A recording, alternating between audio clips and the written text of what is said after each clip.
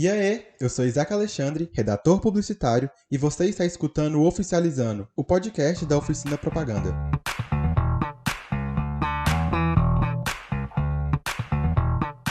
Está no ar mais uma edição do podcast Oficializando e sejam todos muito bem-vindos. Eu estou aqui hoje com o Luan Ivo. E aí, Luan, agora é oficial? E aí, Isaac, agora é oficial, né? Depois de muitas idas e vindas aí tentando marcar, a gente conseguiu essa data. Prazerzão estar aqui com vocês. Seja bem-vindo. Conta pra gente quem é você na fila do pão. Rapaz, de fila eu queria ficar sentado ali, viu? Porque basta de fila. Mas eu sou o Luan Ivo, né? Pode me chamar de Ivo, eu sou de Luan. Eu sou da Bahia, moro aqui em Aracaju desde 2017, né? Sou ainda, vamos dizer assim, estudante de publicidade, falta entregar aquele belo TCC. E eu trabalho com direção de arte, acho que desde antes da faculdade, né, eu já trabalhava com direção de arte sem saber o que eu estava fazendo. E aí, meio que trabalhei em algumas agências aqui em Aracaju, e agora trabalhando em uma agência de São Paulo, ainda morando aqui na cidade. Sou 24 anos, e agora aqui vivendo outros universos. Perfeito, seja muito bem-vindo à família do Oficializando, você já tá em casa. Obrigado. Eu também tô aqui hoje com Ana Letícia. E aí, Ana Le, agora é oficial? Agora é oficial. Eu quero dizer que eu tô me sentindo muito chique de ser convidada do podcast, porque parece, meu Deus, que eu tô ascendendo na minha carreira com essa proposta aqui hoje. Ana Le, conta pra gente quem é você na fila do pão. Olha, eu não vou ser autodepreciante de falar nada, mas atualmente eu sou diretora de arte na Oficina Propaganda, né, pegando essa experiência aí que muita gente tem vontade dentro da universidade, que está no nosso curso, em outros cursos.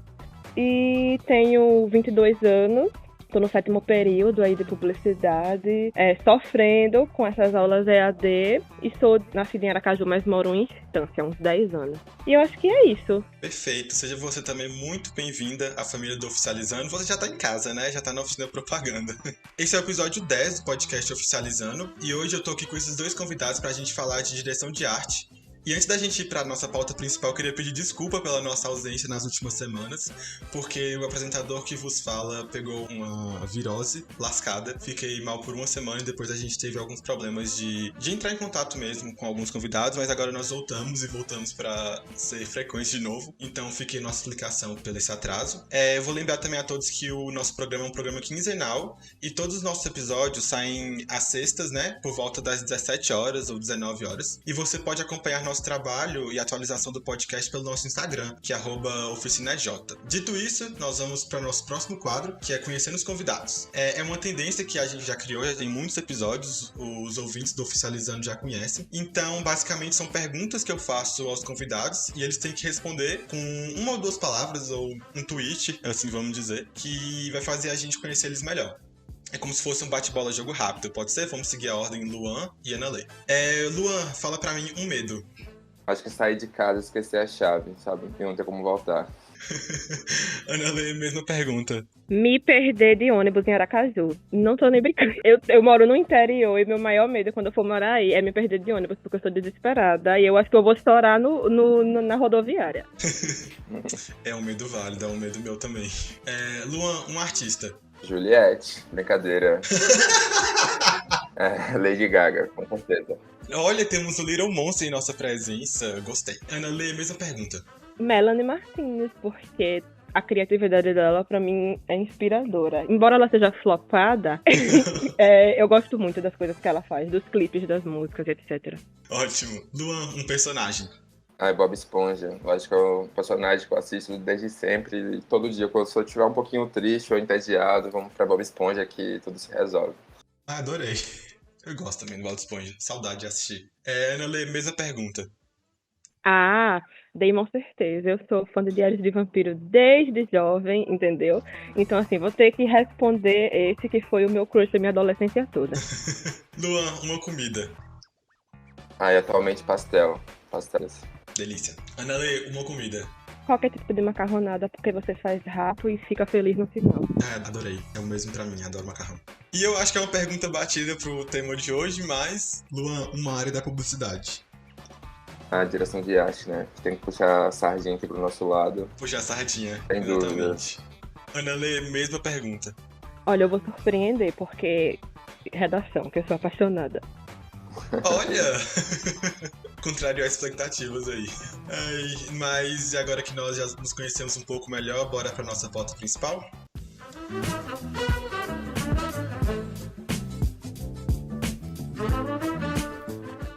Então, por falar em publicidade, eu acho válido começarmos falando do que engloba a direção de arte e o que faz o diretor de arte um diretor de arte.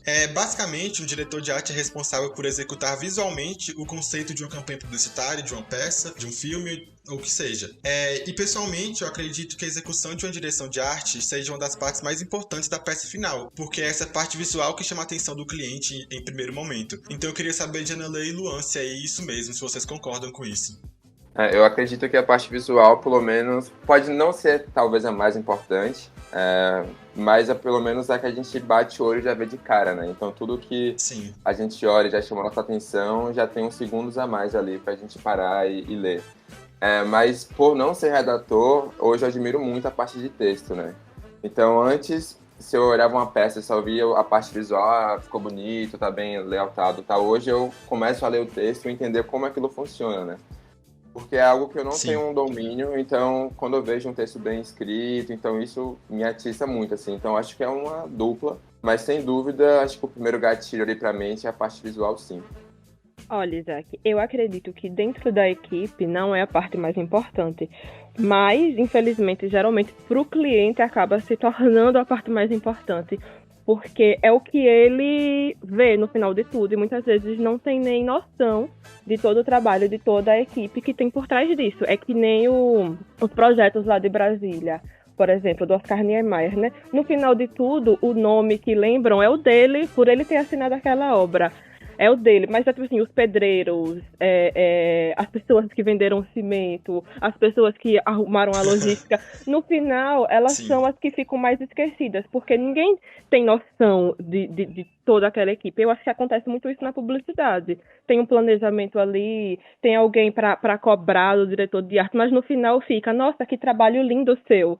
Porque é o que o cliente vê e acaba valorizando mais no final, infelizmente. Perfeito. E eu queria falar um pouquinho da experiência de vocês. Como é que vocês descobriram que vocês tinham aptidão para direção de arte? Vocês sempre mexeram no Photoshop, no Paint? Porque, pessoalmente, eu comecei, sei lá, com 14 anos. Eu já pegava Photoshop e editava umas coisas lá na doida e aprendi assim. Nunca fiz curso, aprendi na marra no YouTube. E com vocês, como é que foi? Fazendo capa de fanfic. Ponto. Eu queria que minha fanfic tivesse capa bonita, entendeu? Aí pra fazer a capa da fanfic, quando eu fazia fanfic, eu inventava uma coisa nada a ver, tipo, sei lá, Luan Santana namorando com a Beyoncé. E daí, como é que eu vou juntar Luan Santana com Beyoncé se não tem foto desses dois juntos? Aí eu fui aprender a cortar, juntar, botar um texto e começando. Ai, que massa. E começando isso pelo Photoscape, é claro, né? Eu também comecei com Photoscape antes. Computador fraquinho, Photoshop não roda em qualquer computador. Então Não foi pelo roda, não. Photoscape fazendo capa de fanfic. Eu adorei. Eu acho que o Photoscape, os editores virtuais de imagem, né, o Kikimon, que tinham uns programinhas assim, eu acho que ali era uma escola, porque a gente não tinha todas as ferramentas no Photoscape, no Paint, então assim, eu mesmo, eu começava uma coisa no Paint, às vezes levava lá pro Photoscape, aí abria no PowerPoint para poder mudar alguma coisa, então aonde eu sabia usar uma coisinha ali e aqui, eu ia fazendo isso, né? Então a gente ia ter que se inventando e acabava sendo mais criativos, assim, né? Nessa questão. Mas eu acho que desde da minha primeira escola, assim, onde estudei do prezinho até a quarta série, hoje eu começo a olhar mais pro meu passado e percebo isso, que assim, eu e meu irmão, que eu tenho um irmão, a gente era que fazia os murais da escola, por exemplo, sabe? Aquele monte de papagaiada, aqueles negócios de pintar. A gente Sei. pintava tudo, então sempre tinha aquela coisinha ali de mais artística e tal. Sempre fui essa criança que explorava, assim, sabe? Comia terra e tudo. Então, eu acho que desde sempre tinha uma coisinha ali. Mas aí, assim, nessa parte mesmo que mais parecida com o que a gente entende como direção de arte hoje, era coisas de escola, assim, layout para alguma coisa de feira de ciências, camisa para gincana. Perfeito.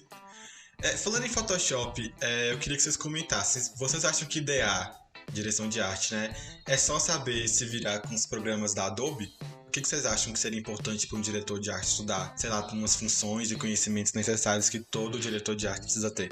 Pra mim, assim, você não vai conseguir meio que ser diretor de arte sem ter um domíniozinho ali do Photoshop, né? Porque ele vai te ajudar a contar suas ideias. Sim. Né? Então, assim, quanto mais domínio você tiver ali do Photoshop ou de algum outro programa, melhor pra você. Mas ele não invalida isso, né? Eu vejo que quanto mais você vai subindo, assim, como diretor de arte, menos você precisa do Photoshop. Geralmente a gente pensa que o diretor de arte vai fazer só layout, né? Mas a gente vai muito além disso, né? Às vezes você tem que pensar em ideias e dirigir algum tipo de projetos que você vai ficar uma semana sem passar na frente do Photoshop. Então, acho que é bom você saber. Eu acho que de todos os programas da Adobe, o Photoshop, eu acho que ele entrega mais, assim, né? Tipo, dá pra você manipular a imagem, trabalhar com vetor. Então, você tendo um domíniozinho ali, você consegue contar visualmente sua ideia, mas ele não é um limitante, né? Como eu falei, Não é o único, né? isso, coisas que eu fazia antes, como eu falei, né? Fazer mural de escola, cortar, colar.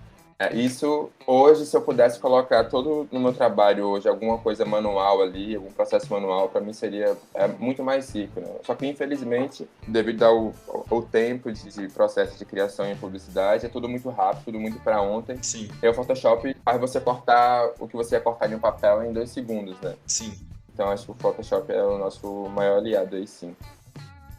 Eu acredito que o Photoshop realmente é uma ferramenta muito importante para um diretor de arte, mas que muitas vezes quem está de fora e tem curiosidade sobre a área, porque muitas pessoas têm vontade de aprender direção de arte, mas tem medo porque não sabe mexer completamente no Photoshop, etc.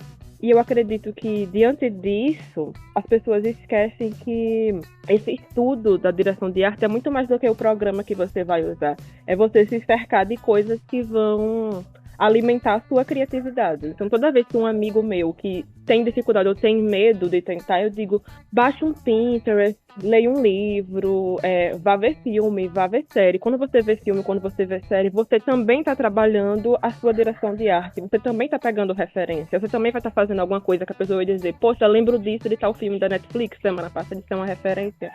Então, acho que é muito além disso dos programas, sabe? Uhum. É até para você poder fazer uma campanha de oportunidade, você tá por dentro do que está acontecendo ao seu redor, ali na comunicação visual de filmes, de séries, de tudo isso. Foi uma coisa importante, né? Também a gente esquece que o Photoshop, além de ser um programa pesado, pago, né? Ele precisa de um computador mais robusto para rodar. Sim. E aí, assim, nem todo mundo que está começando tem um computador potente, né, para poder rodar isso. Às vezes vai começar a trabalhar no Photoshop, aí começa a travar, fecha, e a pessoa se desespera, né? Então é bom realmente a gente ir para outros meios, né? Hoje a gente está com o Photoshop da Adobe, mas amanhã pode ser que surja outro novo programa e ninguém saiba mais do que é Photoshop, né? Então é importante a gente ter o pensamento de direção de arte, né, ter esse senso estético, independentemente do programa. Eu acho muito doido vocês falarem isso, porque eu percebo que eu já fiz alguns trabalhos de direção de arte, né? E você vai percebendo o tanto que você consegue evoluir quando você tem uma noção maior do que você tá estudando, sabe? Depois você entende uma questão, sei lá, até de estética, sabe? Que você tem que respeitar as coisas. Por exemplo, você fazia um social media, um post pro Instagram, aí tem lá as letras tudo do mesmo tamanho, não tinha nada que chamava atenção, era tudo desconfigurado, sabe? Não tinha uma sequência lógica, um post. Então, eu acho que quando você faz isso que vocês falaram, vocês criam um repertório, você cria... Você entende, né, o que você tem que fazer, a estética que você tem que seguir, você estuda, você consegue organizar mais e te faz um diretor de arte ainda melhor. Então, gostei muito disso que vocês trouxeram. E falando das suas próprias experiências, e visando o fato de que a direção de arte se assemelha em muitos pontos com outro certo curso, o que fez com que vocês escolhessem cursar publicidade ao invés de design? Vocês tinham essa dúvida ou vocês só foram seguir a onda? Vai ser publicidade mesmo? Bem, no meu caso, eu não tinha pretensão quando eu iniciei lá em 2018 o curso de direção de arte. Então, assim, eu sempre gostei muito de publicidade. Era uma coisa que me encantava desde criança, como meu Deus, eles estão me ludibriando pra comprar uma boneca que eu nem gostei. E eu ficava, tipo assim, chocada com isso. No Bom Dia e Companhia, eu ficava, meu Deus, eu quero esse carrinho da Hot Wheels, nem de carrinho eu brinco. E eu ficava muito, muito focada nisso desde pequena. E isso não é nem brincadeira, sabe? Eu ficava tipo, aí eu quis entrar na publicidade porque eu sempre gostei desse lado de conseguir vender alguma coisa e fazer alguma coisa parecer muito atrativa, independente da área, sabe? Uhum. Então, tipo assim, foi uma coisa que ao longo do curso eu tive curiosidade de aprender, mas foi muito mais por isso de vender, a capacidade de você vender algo e tornar algo atrativo através da publicidade. Eu tinha essa dúvida, né? De qual curso fazer, design ou publicidade. Mas, na verdade, eu não sabia que tinha um curso de publicidade. Porque eu não conhecia nenhum publicitário. Tipo, nem fazia ideia que tinha que ter um curso para fazer publicidade, sabe? Os comerciais, as publicidades, elas nascem sozinhas. Eu não tinha essa referência, né? Lá na minha cidade. E aí as pessoas sempre falavam assim, por que você não faz design? Você faz umas coisinhas assim, faz design. Só que eu falei, poxa, aqui nem tem faculdade disso. E aí eu conheci um amigo meu, Renan Cia, inclusive, e aí eu tava conversando com ele sobre isso, né, fazer design, fazer publicidade, e aí ele me chamou a atenção sobre a parte mais ampla de publicidade, né. Aí, enquanto design você vai sair ali um design bem técnico, claro, né, com várias referências visuais, você vai ter um olhar muito voltado para essa parte visual. E no curso de publicidade, você ia ter um leque mais aberto de opções, né? Tanto que, tipo, a gente estuda em uma turma hoje que tem diretor de arte, tem redator, tem atendimento, criação, 1 milhão de coisas. Então, ele me mostrou ali que ali tinha um lado mais amplo. Aí eu falei, então eu vou para fazer publicidade e eu corro atrás da parte de direção de arte, né? Que é uma coisa que, de fato, foi assim, né? Porque na UFS a gente não tem uma aula assim, de direção de arte pesada, né? Não tem uns equipamentos tão bons assim. Então era realmente você aprendendo por fora. O curso de direção de arte hoje foi de vivência, foi aprendendo com outra pessoa, não de curso em si. Mas aí, um pouco disso que a Annalise falou, hoje eu também percebo que tudo que eu faço, eu penso em como é que eu vou vender isso, né? Tipo, eu peguei algumas matérias de design na UFES e, diferentemente de uns alunos lá de design que estavam fazendo só ali o produto e tal, eu já transformava aquele projeto de design em algum produto, já pensava em algum tipo de campanha. E era engraçado que uma professora era ria, né? Tudo você quer vender, né? Tudo você já faz ali no jeitinho para poder virar um produto. E tipo, isso tá dentro da gente, né? Realmente a gente acaba sendo levado para esse lado de vender, de tentar fazer algo além daquilo. Eu tenho pra te dizer que você é uma pessoa muito precoce pra estar pensando em tudo isso, que eu não pensei em nada disso. Eu só faço direção de arte pensando em ganhar meu dinheiro mesmo. Mas até para ganhar seu dinheiro, você já está fazendo a sua própria venda, né? A gente, como publicitário, diretor de arte, a gente tem que se vender de alguma forma, né? As pessoas têm que acreditar que a gente é para aquele cargo, aquela função. Uhum. Então, acho que a nossa primeira campanha publicitária tem que ser como nós nos vendemos, né? Como é que as pessoas vão enxergar a gente, né? Como é que a gente quer ser, aonde a gente quer chegar. Então, acho que nosso primeiro job é a nossa vida profissional, vamos dizer assim. Perfeito. Você comentou do estudo que a gente faz na faculdade, né, que é muito rápido e a gente mal tem material para estudar direito. E quando eu comecei a fazer direção de arte, bem antes, eu não faço mais, tipo, não trabalho mais com direção de arte propriamente, mas eu já fiz alguns trabalhos e uma das maiores inseguranças era, tipo, não conseguir entregar algo bom, sabe? Tipo, às vezes eu conseguia pensar em algo muito bom, só que na hora da execução ficava muito fraco. Ou então eu não tinha material de suporte suficiente, porque hoje, se você não for bom o suficiente para criar as coisas do zero, né, criar todos os materiais possíveis do mundo, você precisa de pegar no Google alguma referência, algum material, algum padrão, algum que seja pro Photoshop, pro Illustrator, e eu não tinha nada disso. Eu começava a fazer tudo do zero e às vezes eu não ficava feliz com o trabalho que eu entregava. Eu senti essa pressão, assim. Tem coisas do que você falou que ainda permanece em mim sobre essa pressão, mas eu percebia que, tipo assim, o mercado aqui de Aracaju me fez duvidar muito de mim e me fez pensar que eu deveria ser um mutante da direção de arte, sabe?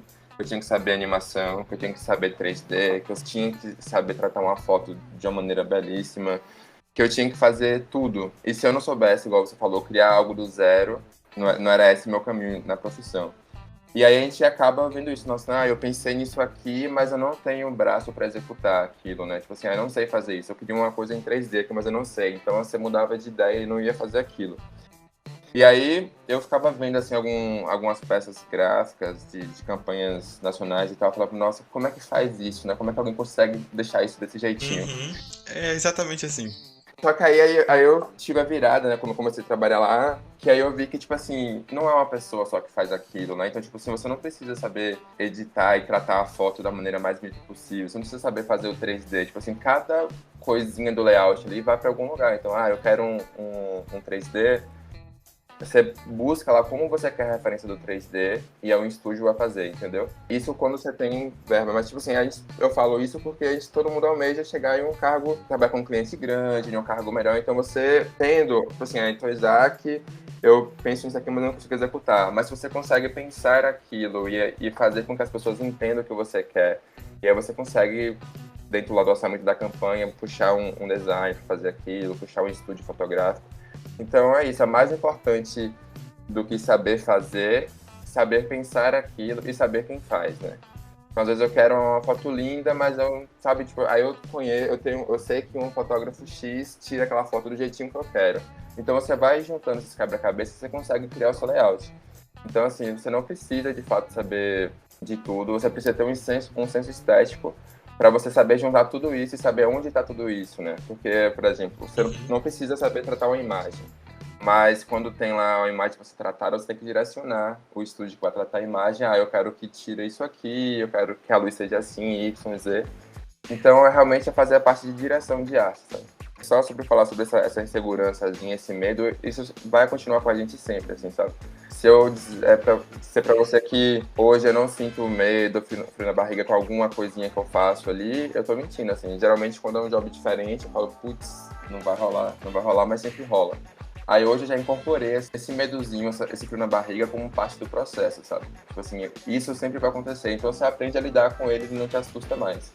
Eu concordo muito com o que Ivo disse e principalmente eu acho que esse medo é o que faz muitas pessoas numa sala de aula de publicidade não quererem tentar a direção de arte, porque elas sempre olham para o projeto mais bonito, mais difícil e pensam que nunca vão conseguir chegar naquilo e logo desistem mais cedo ou vão para outras áreas e não querem tentar a direção de arte.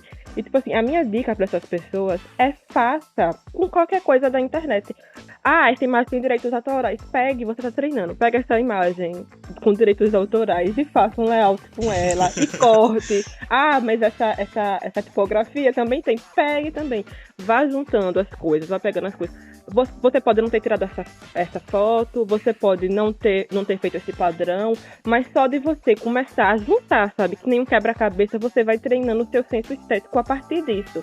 Quando você apurar isso, essas ferramentas do Photoshop que você está utilizando através de coisas que você não fez, você está só juntando, para ir arrumando na sua cabeça como funciona esse processo. E a partir daí você vai crescer para uma pessoa que vai, sei lá, fazer a sua própria tipografia, construir o seu próprio padrão, fazer o seu próprio vetor.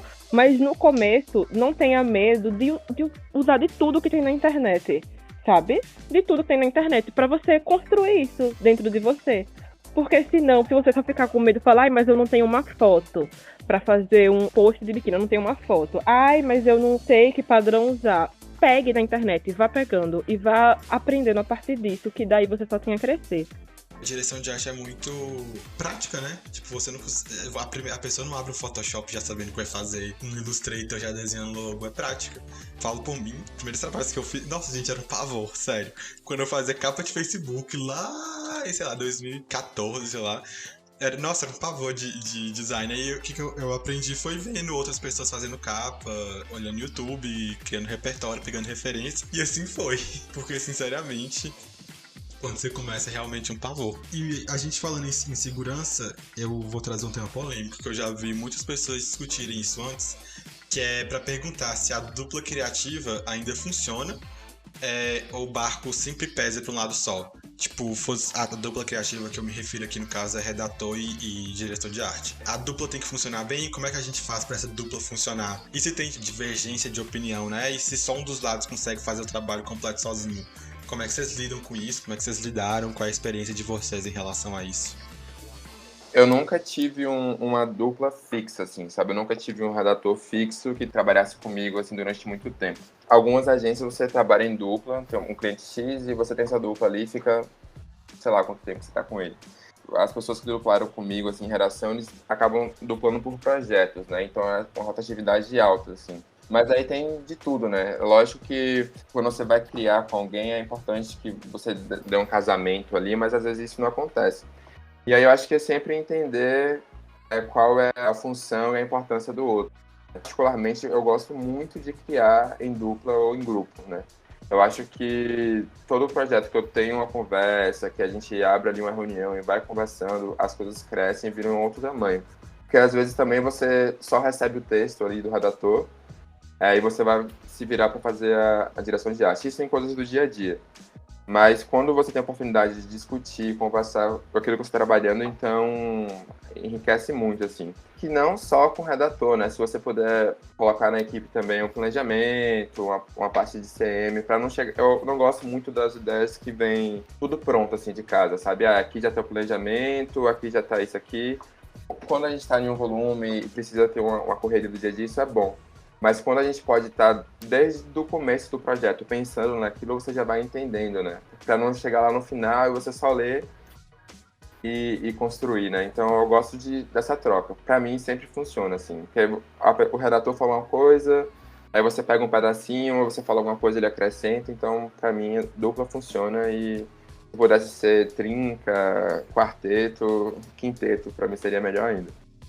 Então, na minha opinião, eu acredito que o redator tem que encher o saco do diretor de arte e tá sempre no pé.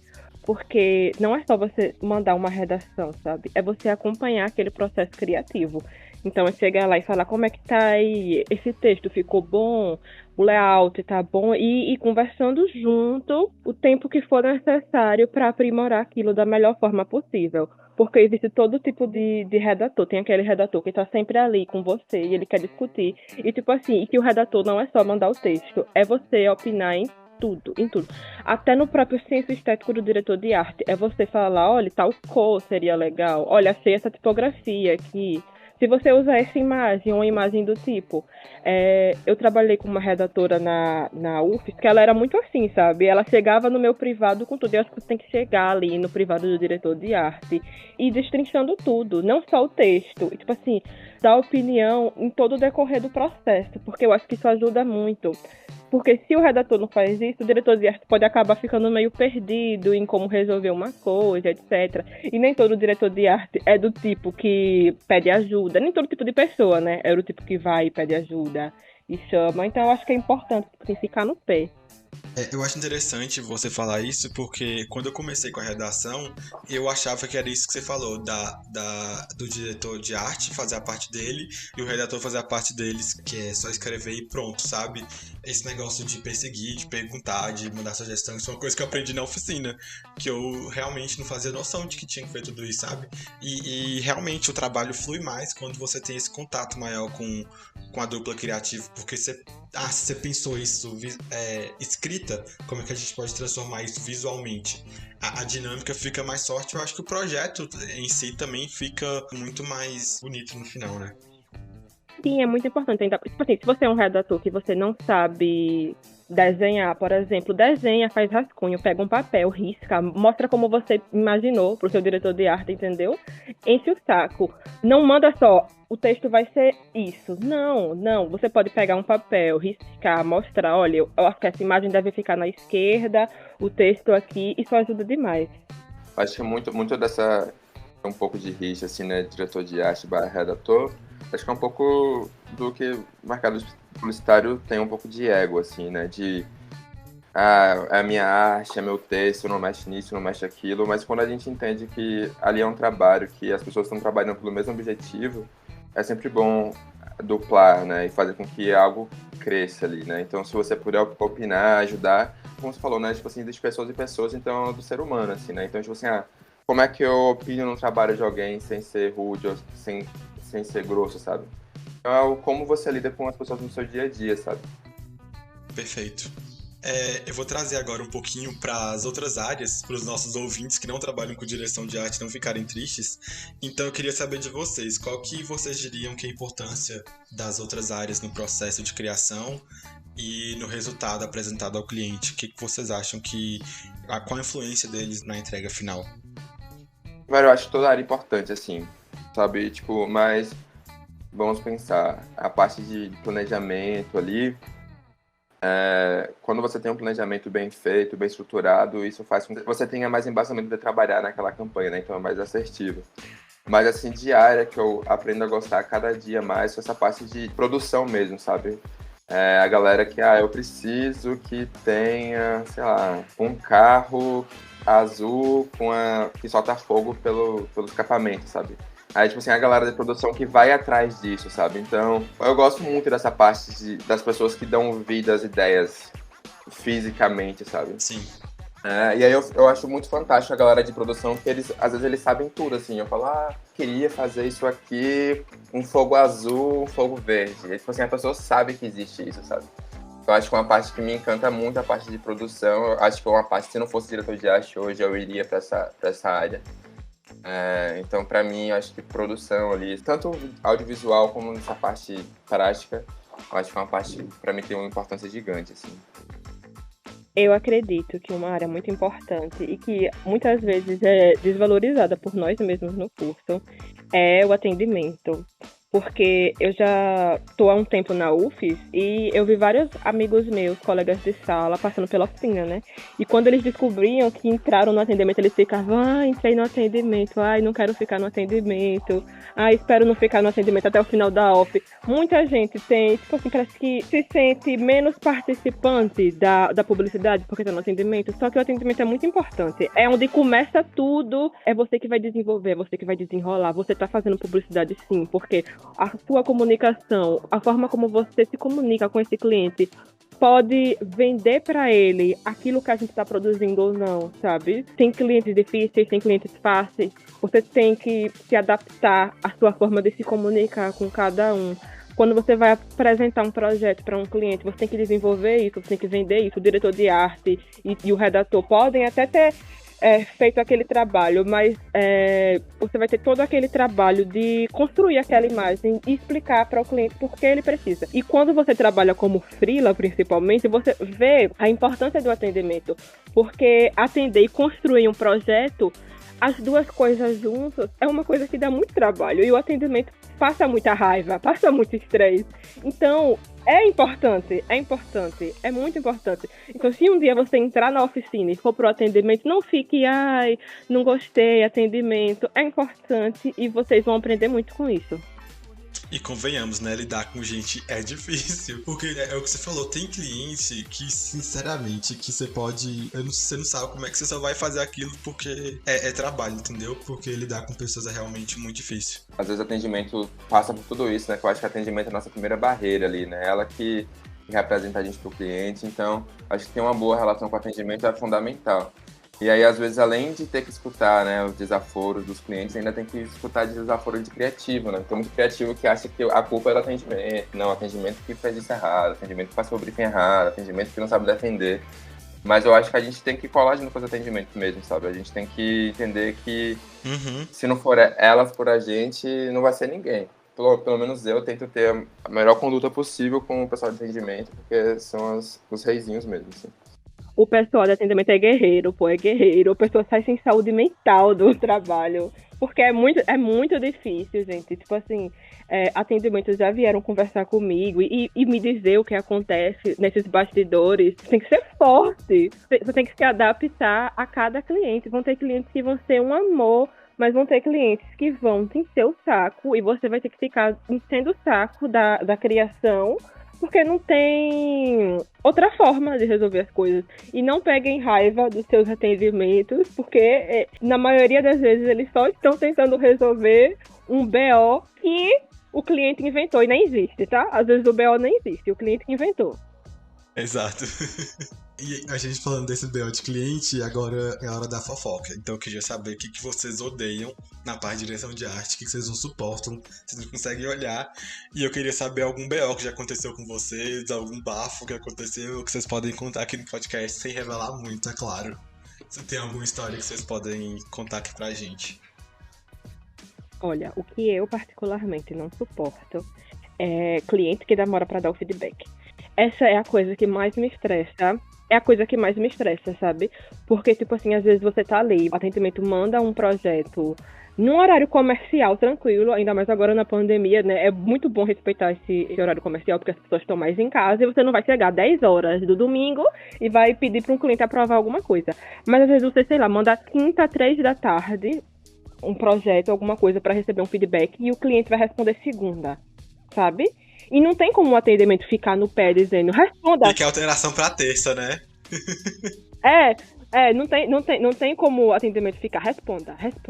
Não tem, né? Ele manda e aguarda. E, tipo, às vezes esse tempo que você espera por um feedback é um tempo que você poderia estar usando para resolver o BO do cliente. Mas o cliente muitas vezes parece que age como se você tivesse todo o tempo do mundo e pudesse resolver as coisas no tempo deles. Então, tipo assim, eu já tive que fazer alteração de algo que foi mandado há 2 dias atrás, sei lá, de alguma programação que foi mandada 2 dias atrás e o cliente responder 5 minutos antes de postar e falar, não, tem que alterar isso, e tem que alterar isso, tem que alterar isso.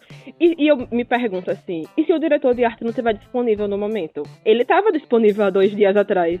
E se o diretor de arte não puder agora? Você fica muito refém da opinião do cliente. E isso acaba atrasando muito demanda por causa disso. Alguns não têm a empatia sobre isso, sabe? De pensar, não, eu vou responder o mais rápido que eu puder. E não, tipo, depois eu respondo, ele vai resolver. Velho, eu acho que o que eu mais odeio em publicidade é ter que desdobrar a peça pra banner digital, né? Esses anúnciozinhos chatos que vocês veem aí no Google, Facebook, Instagram. Tudo que esses anúnciozinhos pra web é muito ruim. Porque você vê mas ali existe 13 formatos diferentes daquilo, né? E quando é animado, você tem, tipo, um arquivo com 5, 7 telinhas. Então imagina ter que fazer isso. Uhum. Então, assim, pra mim é o trabalho mais chato de ser feito, que, nossa, se pudesse ter uma maquinazinha pra fazer isso, seria ótimo, mas a gente tem também que tira o trabalho de muita gente, né? Então, isso pra mim é a parte mais chata, que é muito repetitivo, assim.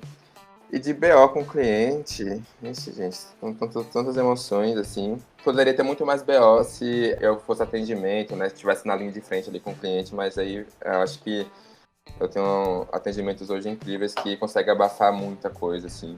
Acho que um BO chato que já aconteceu comigo aqui, assim, é de fazer um trabalho pra pessoa e a pessoa desistir, mudei de ideia, vou fazer com o Isaac agora e valeu, e, tipo, sabe? Você construir todo o projeto de marca e a pessoa sumir, sabe? Foi bem, sei lá, no primeiro ano aqui em Aracaju, isso aconteceu comigo e eu deixei de fazer freela um tempão. Por conta disso, falei, poxa, a galera é chata demais. Aí hoje eu falo, vai fazer freela, pede logo 50% adiantado, tipo, a gente tem que se precaver, né? Perfeito. E pra finalizar, eu queria que vocês dessem o último conselho pra quem é diretor de arte ou pra quem quer começar com diretor de arte. O que vocês acham que eles precisam saber, o que é válido contar pra eles, que vocês não sabiam na época e que eles precisam saber agora que estão começando. O primeiro conselho, eu acho que é parar de achar que tudo é mágica, sabe? A gente vai sentar na frente do computador e vai sair uma coisa incrível da hora pra outra, que tudo é fácil, porque, tipo, às vezes a gente vê a peça final, o trabalho final, a vida final das pessoas, mas a gente não sabe o que aconteceu por trás, né? Então, qualquer coisa teve muito trabalho ali por trás, não é simplesmente chegar e fazer. Então, entenda que o processo, às vezes, é demorado, mas a gente não pode desistir, né? Acho que em algum momento aqui da nossa conversa, alguém falou, né, sobre as pessoas que, eu quero desistir do curso. E isso era algo que me agoniava muito, assim. Eu tive muita desistência na minha turma, na galera, eu vou sair, não tá dando certo. Eu ficava tipo, velho, mas por quê, né? Porque eu sempre fui, não, é isso que eu quero, tá tudo certo na minha cabeça, né? Mas eu ficava tentando entender também o porquê as pessoas que acabavam desistindo, né? Lógico que a gente tem todos os problemas do mercado publicitário, mas eu acho que a gente tem que ter esse fio, assim, de acreditar mais na gente, de entender que as coisas elas precisam de um tempo para acontecer. Entender também que publicidade é algo muito mais amplo do que só direção de arte, do que só redação, do que só um Photoshop. Existe N áreas. Uma coisa que eu sempre digo é: vá lá no site do clube de criação, abre qualquer campanha, olha a ficha técnica. E no mínimo são umas 30 pessoas para qualquer coisa ali, sabe? Então, tipo assim, tem todo tipo de trabalho, tem todo tipo de cargo. Se às vezes aqui onde você está, no mercado que você está, não tem algo que encaixe com você, busque fora, ou a gente consegue trabalhar remotamente. Entenda quais são os outros pilares da profissão, né? Dentro de direção de arte tem várias escadinhas, tem vários tipos de coisas específicas, de redação a mesma coisa, de produção a mesma coisa, sabe? Então acho que é conhecer mais o mercado, não desistir, e o que eu falo sempre também é fazer coisas que você gosta, né? Como você pode ser uma pessoa mais interessante, né? Faça as coisas por você e depois pelos outros.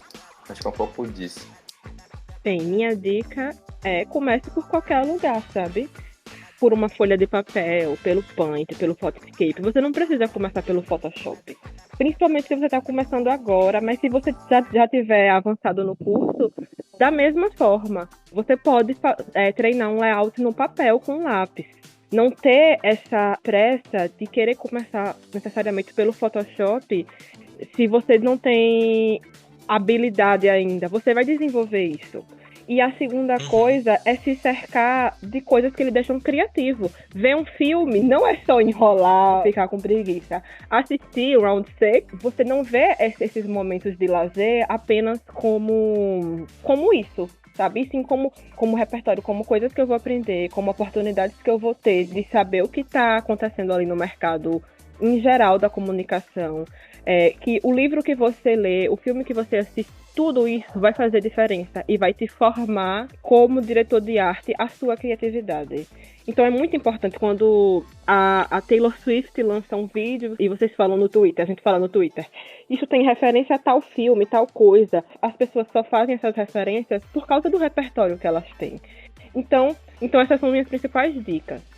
Veja séries, veja filme, isso não é ser preguiçoso, isso é importante para sua criatividade e comece de qualquer lugar, comece riscando na parede, exerça isso visualmente, não apenas na sua cabeça. Se ficar só na sua cabeça, você nunca vai externalizar, nunca vai desenvolver esse projeto. Pega um papel, você que não sabe mexer no Photoshop, e desenhe uma marca, você que nunca usou o Illustrator, desenhe uma marca no papel, sabe? A partir disso, você vai começar a tomar gosto por isso. Não precisa correr logo pro programa da Adobe. Ótimas dicas, pessoal. Agora a gente vai encerrar nossa pauta e vamos pro nosso último quadro do programa, que é o Off the Off. Então, bora lá?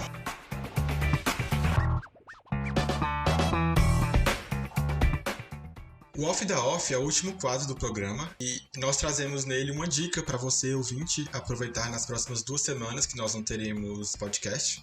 Pode ser um livro, pode ser um filme, pode ser uma série, um Instagram. Aproveitando aí a última dica que a Ana Lê deu sobre tudo virar senso estético para você, eu vou indicar uma minissérie que, assim, foi uma das melhores coisas que eu assisti em 2020. Uma minissérie que limpou, assim, o Emmy, que foi indicado em várias categorias e até ganhou uma das categorias. A série chama I May Destroy You, que é uma minissérie que você pode assistir na HBO Max.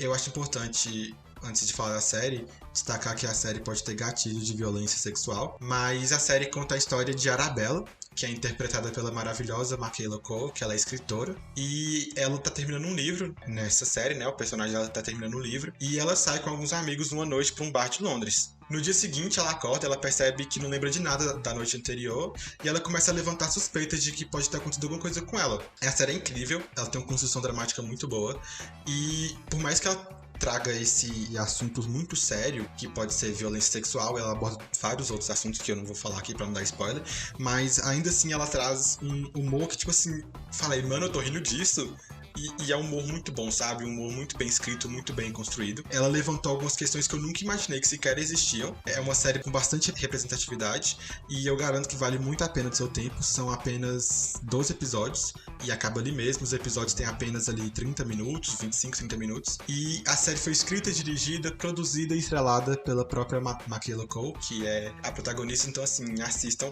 Tenho certeza que vocês não vão se arrepender. Luana, Lê, vocês têm alguma indicação pra gente?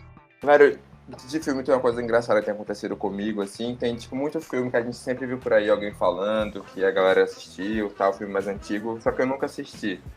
Isso aconteceu comigo muitos anos atrás com o Clube da Luta. Sempre via o livro, o filme, só que, tipo, eu falei, Clube da Luta, eu acho que deve ser uma coisa de lutador, não gosto não, vou assistir não. Aí um dia um amigo meu falou, velho, assista, e foi um dos filmes favoritos pra mim hoje, é o Clube da Luta. E aí eu comecei a fazer esses exercícios, sabe? De assistir coisas que tipo, todo mundo falava, que na época talvez era hypado, que às vezes a gente não quer assistir o que todo mundo tá assistindo, né? Hoje tem esse pensamento. Mas eu tô começando a fazer esse movimento de tipo assim, nossa, o que tá todo mundo falando desse aqui, eu vou assistir pra ver o que é que tem, sabe? Porque a gente, como publicitários, profissionais da comunicação, a gente tem que entender o que é que tá prendendo a atenção das pessoas, né? O que foi que fez as pessoas falarem sobre aquilo. Então, geralmente, esses filmes que todo mundo fala vai ter alguma coisa muito legal. Acho que o último filme que eu assisti, assim, que todo mundo falava, mas nunca tinha parado para assistir, foi Ilha do Medo. É um filme muito, muito, muito interessante, assim, falar sobre, né, eu não vou contar para não dar spoilers, mas só assistam. Eu acho que fazer esse movimento de assistir coisas que fizeram sucesso na sua época e que ali tem alguma coisa interessante. A gente às vezes está deixando na gaveta procurando lá o catálogo novo na Netflix. E de filme ou de livro é a mesma coisa, assim, sabe? Poderia falar alguns livros diferentes aqui, mas acho que o livro mais manjado, assim, de publicitário, que todo mundo fala, lê esse livro que eu não lia. E aí, quando eu parei para ler, eu falei, nossa, realmente, acho que é Roube como Artista, daquele Art Clown, que é muito, muito interessante, assim, a maneira com que ele coloca. É meio que um passo a passo, assim, de como... de um processo criativo, sabe? Então ele meio que tipo, me fez perceber que tipo, eu não tava, digamos, doido assim no meu pensamento, sabe? Tipo assim, que as coisas realmente têm um processo ali por trás de como você pode chegar nisso. E o livro dele também, que é o Mostre o Seu Trabalho, de fazer as coisas e deixar que as pessoas saibam o que você faz, né? Então, assim, o que eu faço de melhor? Às vezes você pinta, então deixa que as pessoas saibam que você pinta, né? Porque às vezes a gente precisa de alguma pessoa poder pintar alguma coisa, Luan pinta, então vamos chamar ele. Então acho que a gente sempre tem que mostrar o que a gente faz, o que é nosso trabalho, não ter vergonha, sabe? Tipo, o seu trabalho não é um motivo de vergonha, é um motivo de orgulho para você. Então você tem que ser, de fato, o seu maior porta-voz. Como eu falei lá no começo, se você não se vender, quem vai te vender, né? Só sua mãe. Exato. Eu acho que é isso, tipo, leia e assista o que as pessoas comentam, sabe? O que tem de interessante ali, porque aquilo chamou a atenção das pessoas. Foi muito bom você falar de Clube da Luta, porque eu só fui assistir esse ano mesmo. Todo mundo falava, eu fui assistir esse ano e realmente é um filme incrível. Eu gostei bastante. E Clube da Luta também tem uma história muito divertida sobre como esse filme, na época, né, lá em 99, foi vendido, os trailers, como um filme de luta. E as pessoas foram pro cinema numa expectativa de ver um filme de luta, e é um filme super cabeça, super interessante, e tipo assim, que mostra muito como uma propaganda pode vender um produto de uma visão diferente do que ele é, né? Mas enfim, uma das minhas dicas, com certeza, concordo com o Luan, é Roube como um Artista. Se você tá na área da publicidade, leia esse livro vai abraçar você de uma forma que vocês não vão entender, vocês que estão ouvindo a gente. Porque Roube como um Artista, ele vai estar sempre te dizendo durante o livro como nada é original. E tudo é fruto de referência. Então, isso para quem está começando é muito importante. É um livro que você que está estudando publicidade vai sair grifando tudo. Pode ter certeza, porque eu li no meu Kindle e o livro é marcado do início ao final, sabe? É todo marcado com as minhas anotações. Roube como um Artista é um ponto importante. E é uma leitura fácil, uma leitura rápida, é um livro curto, é um livro muito importante. E a minha outra dica é um perfil no Instagram da Letícia Ribeiro, @LeticiaRibeiro, com 2 Os no final. Ela faz produções audiovisuais e ela mostra muito nos stories dela o processo criativo de como ela chega nos vídeos dela. Então, tipo assim, você vê aquele resultado lindo, perfeito, muitas vezes aí na internet, como o Luan mesmo disse, você vê algo lindo, você pensa, meu Deus, eu não consigo fazer isso, e ela mostra nos stories dela todo o perrengue que é para chegar naquilo, a florzinha que ela teve que confeccionar, o trabalho que ela teve que fazer no Photoshop. Então sigam @Letícia Ribeiro, com 2 Os no final, tá? Porque é inspirador o trabalho dela. Com isso, nós chegamos ao final do nosso episódio de hoje. Eu queria deixar meu agradecimento imenso aqui a Luan e a Ana Lê, que toparam estar no episódio de hoje. Muito obrigado mesmo de coração por terem contribuído com o debate para a gente aprender mais um pouquinho sobre direção de arte. E aí, vocês querem deixar suas redes sociais, ganhar um biscoito? Pode deixar aí pra gente. Olha, a minha é @TheFinalGirl, com 2 L's no final, só que eu tô dando uma de celebridade e tô passando um tempo off do Instagram. Tipo, há uns 3 meses sem usar, mas um dia eu volto. Mas é porque, sabe, né? Pandemia, enchi o saco de rede social, mas quem quiser seguir, um dia eu volto. Vocês me enganaram, falaram que era o podcast da Laurinha Lero. Eu cheguei aqui, não era, né? Mas por isso eu vim. Brincadeira, gente. Eu fico muito feliz pelo convite. Acho bem legal essa iniciativa da oficina de ter um podcast, né? Acho que é isso, né? A gente tem que fazer coisas que talvez se você tivesse em uma agência fora da oficina, você não ia estar fazendo podcast, né? Então, ter essa oportunidade de vocês, de gravarem, de conhecer outras pessoas, a oportunidade da gente também falar e trocar ideia com vocês é muito bom. Então, muito obrigado mesmo. Minhas redes sociais é Luan Ivo, qualquer uma, acho que não tem nenhuma que tenha alguma coisinha diferente, é Luan Ivo mesmo. Nossa, marca registrada, que inveja. Não, inveja de quem tem um nome assim, tão particular, que tipo assim, é meu, é Luan Ivo. Não tem mais 30. Nem viu? Aparece alguns Luan Ivos, às vezes, perguntando se eu comprei o arroba, né? E aí eu vim perceber que, tipo, de fato, né, é difícil você colocar seu nome próprio no arroba. Sim. Só que eu nunca me toquei nisso, né? Mas, de fato, é isso. Mas é isso, brigadão. Espero voltar mais vezes em alguma repescagem aí, podcast. Pode deixar, a gente vai te chamar. E eu sou @IsaacAlexandre. Você também pode acompanhar nossas publicações do podcast pelo @OficinaJ. E olha, se você é estudante de comunicação da UFES, posso te dizer, né, Ana Lei, pra ficar de olho no Instagram da oficina. Porque tá uma coisa boa aí. Tá? Então, tá vindo coisa muito boa aí. Tá cheio de novidade. Obrigado, gente. É isso, agradeço o convite. Acho muito chique, de verdade. E é isso. Vejam filmes, tá, galera? Entrem na Netflix e vão assistir coisa, porque isso também é estudar. Lembrem disso. É isso, pessoal. Até a próxima, até o próximo episódio. Tchau, Luan. Tchau, Ana Lê. Até mais. Tchauzinho. Tchau.